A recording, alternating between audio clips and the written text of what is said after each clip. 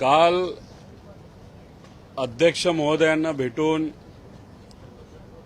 अजितदादांच्या ॲक्सिडेंटबद्दल चर्चा व्हावी अशी विनंती त्यांना त्या ठिकाणी केली।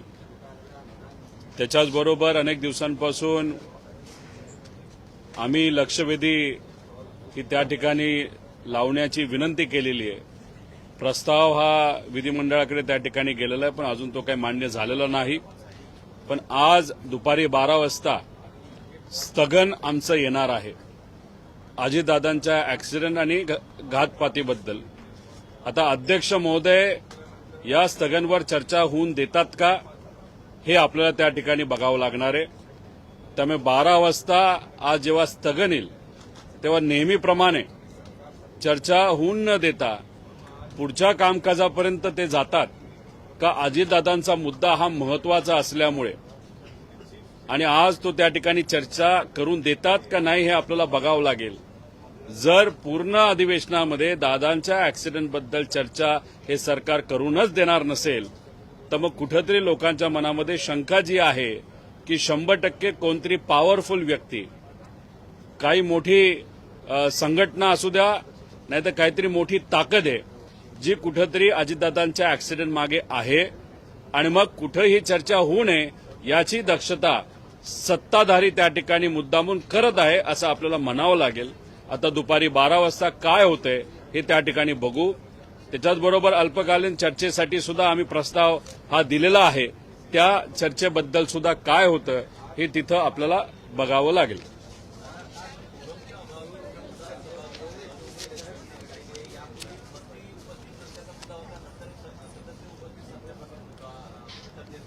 विषय असाच आहे की या अधिवेशनामध्ये ज्या पद्धतीने काही महत्वाच्या मुद्द्यांवर चर्चा व्हायला पाहिजे ती चर्चा होत नाहीये आणि मग ती चर्चा त्या पद्धतीची होत नसल्यामुळे कदाचित आमदारांना इथं येऊन चर्चा करण्यामध्ये रसच राहिलेला नाही। आपलं हे जे सेशन जिथं होतं विधिमंडळ जे आहे ते सर्वात मोठं या ठिकाणी न्याय देणारं एक विधिमंडळ आहे जिथं रूल्स अँड रेग्युलेशन हे बनवले जातात। पण दुर्दैव असं आमदारांनाच इथं येऊसं वाटत नसेल, नाहीतर आवाज दाबला जात असेल, नाहीतर बोलून दिलं जात नसेल तर मग कुठं ना कुठेतरी या महाराष्ट्रावर अन्याय होतो असं आपल्याला म्हणावं लागेल। एकदा मंत्री नाही म्हणून तहकूब होतं आणि नंतर 2-3 मंत्री आहेत पण बोलण्यासाठी कुणी नाहीत, आमदार पूर्ण कोरम त्या ठिकाणी करत नाहीत म्हणून तिथं तहकूब होतं। म्हणजे दुर्दैव असं आपल्याला म्हणावं लागेल की ही या महाराष्ट्राच्या विधिमंडळाची परिस्थिती आहे। पहिल्या दिवसापासून विधान परिषदेचं विधान होणार असेल, सातत्यानं मागणी केली जाते की ह्या अपघाताच्या बाबतीत चर्चा झाली पाहिजे। विधान परिषदेत सुद्धा चालढकल केली जाते, याचा अर्थ काय काढायचा नाही? याचा अर्थ एकच आहे की व्हीएसआरला वाचवण्याचा प्रयत्न काही सत्ताधाऱ्यांकडनं तिथं केला जातोय।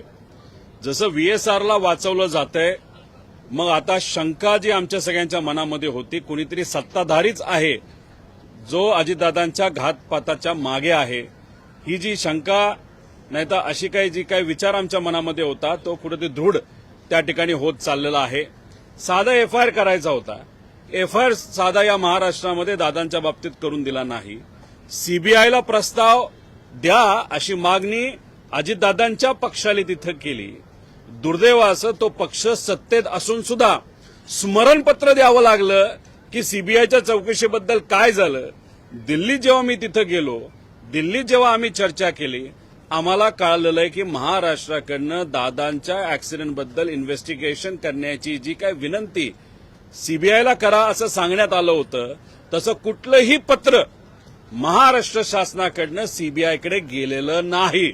म्हणजे महाराष्ट्रातल्या सरकारलाच दादांचं इन्व्हेस्टिगेशन नाहीतर तपास योग्य पद्धतीने व्हावा अशी कदाचित इच्छा नाहीये असं आपल्याला म्हणावं लागेल। जय पवार सुद्धा पत्रकार परिषद घेणार होते, मात्र त्यांची पत्रकार परिषद ही रद्द झाली। काय वाटतंय, त्यांच्यावरती दबाव आहे का कोणाचा, त्यामुळे या दबावाची रद्द झाली? खरं तर मला जेव्हा कळालं की जय पत्रकार परिषद घेणार आहे त्याच्याकडे काही पुरावे आहेत, खरंच मनापासून मला आनंद झाला। कारण का आज लढायला कोण तयार आहे तर सामान्य लोक, कार्यकर्ते, ठराविक पदाधिकारी आणि ठराविक आमदार हे आज लढताना आपल्या सगळ्यांना बघायला मिळतात।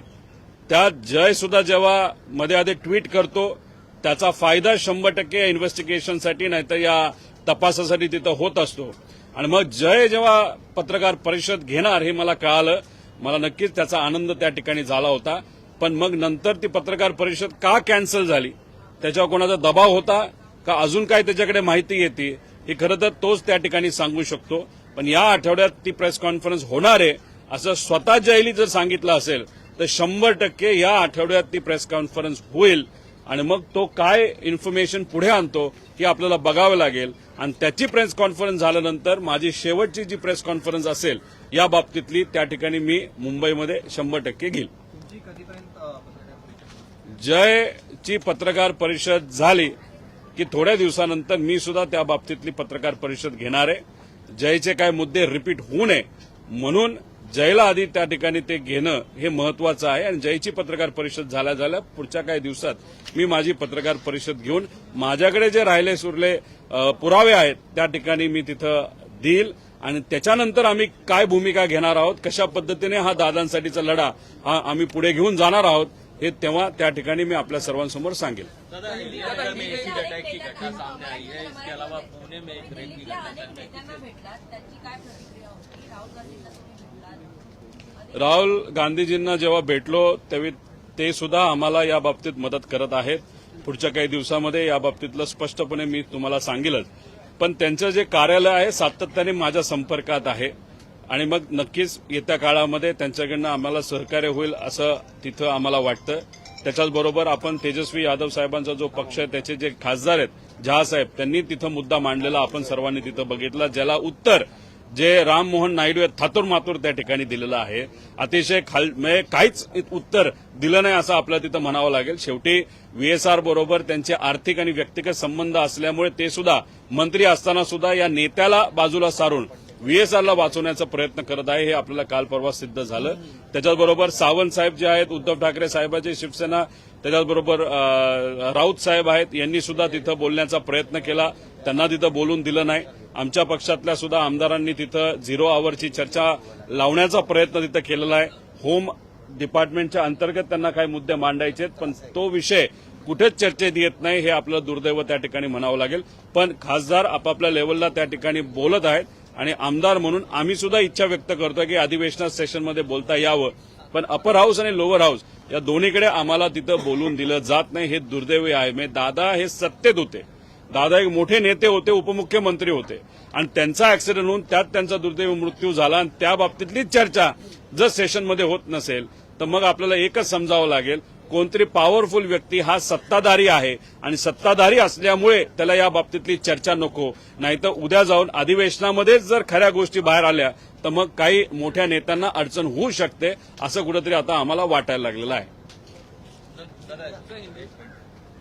जिस तरह से देखा गया है कि एसिड अटैक का मामला सामने आया है, और पुणे में अहिल्यानगर में एसिड अटैक का मामला सामने आया है, पुणे में रेप का मामला सामने आया है, महिलाओं को लेकर किस तरह की कानून व्यवस्था देखते हैं?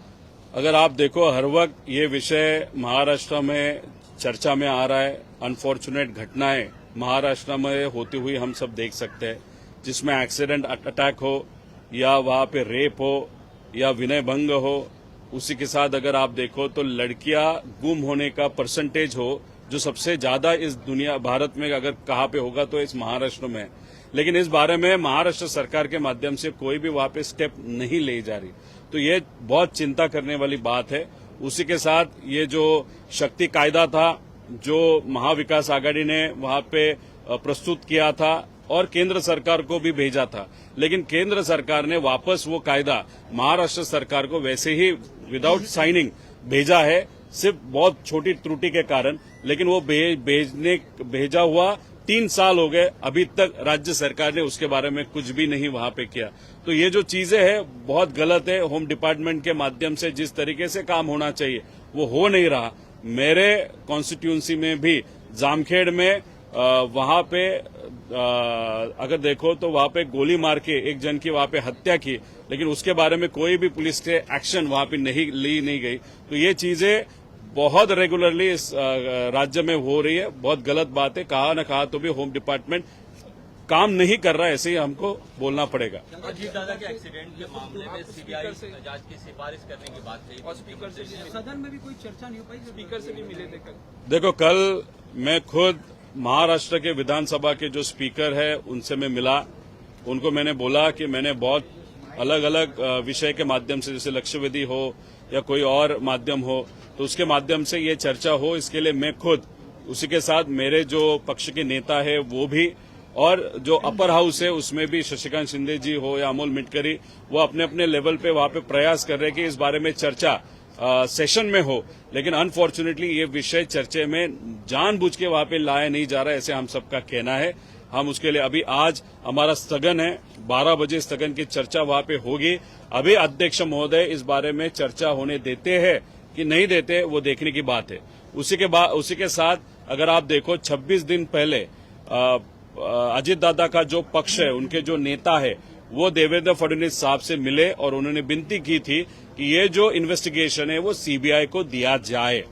फिर उसके बाद 15-20 दिन के बाद उनके कुछ आमदार सीएम साहब से मिले, उनको वापस एक रिमाइंडर लेटर दिया कि ये तपास या इन्वेस्टिगेशन ये सीबीआई को दिया जाए। मतलब सरकार में लोग जो है उनको ही रिमाइंडर लेटर वहां पे देने की वहां पे नौबत आती है। उसी के साथ जब मैं दिल्ली गया था, दिल्ली से लोगों से बातचीत की, वहां पे मुझे पता चला महाराष्ट्र सरकार ने अभी तक कोई भी प्रस्ताव ये सीबीआई को वहां पे दिया नहीं गया। तो ये जो क्रिमिनल इन्वेस्टिगेशन जो सीबीआई करती है, वो क्रिमिनल इन्वेस्टिगेशन वीएसआर और अजीत दादा के एक्सीडेंट में न हो, ऐसी कोशिश कोई तो सत्ताधारी व्यक्ति की, नेता की है, ऐसे यहाँ पे सिद्ध होता है।